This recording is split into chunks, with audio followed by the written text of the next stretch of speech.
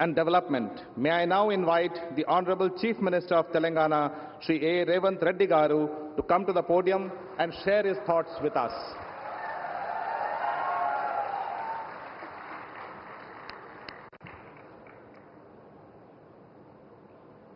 భారత ప్రధానమంత్రి శ్రీ నరేంద్ర మోడీ గారు తెలంగాణ రాష్ట్ర అభివృద్ధిలో భాగంగా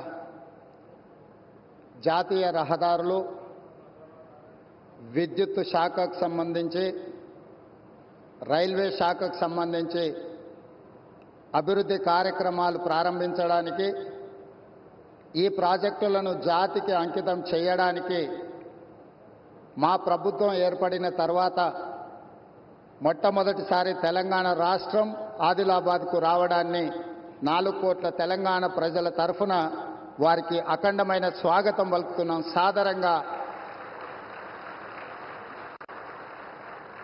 సాదరంగా తెలంగాణ అభివృద్ధిలో సహకరించినందుకు వారికి రాష్ట్రం తరఫున కృతజ్ఞతలు తెలియజేస్తున్నాం.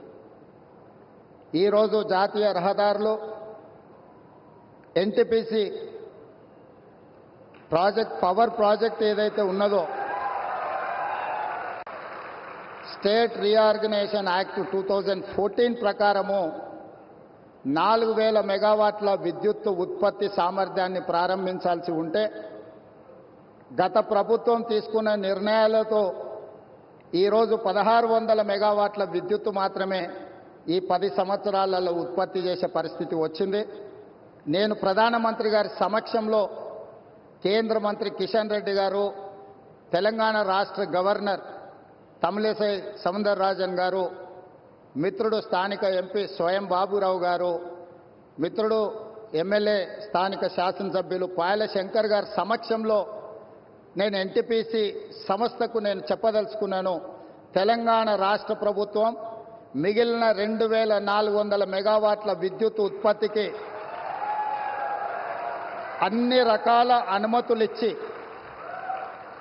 రాష్ట్ర ప్రభుత్వం తరఫున ఇవ్వవలసిన అన్ని రకాల అనుమతులను ఇచ్చి, తెలంగాణ రాష్ట్ర పురోగతిలో మీరు ఉత్పత్తి చేసే విద్యుత్తు 85% మా రాష్ట్రానికే ఇవ్వబోతున్నారు.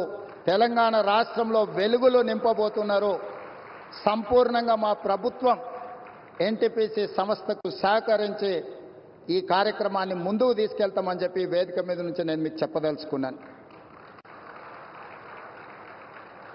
ఎప్పుడైనా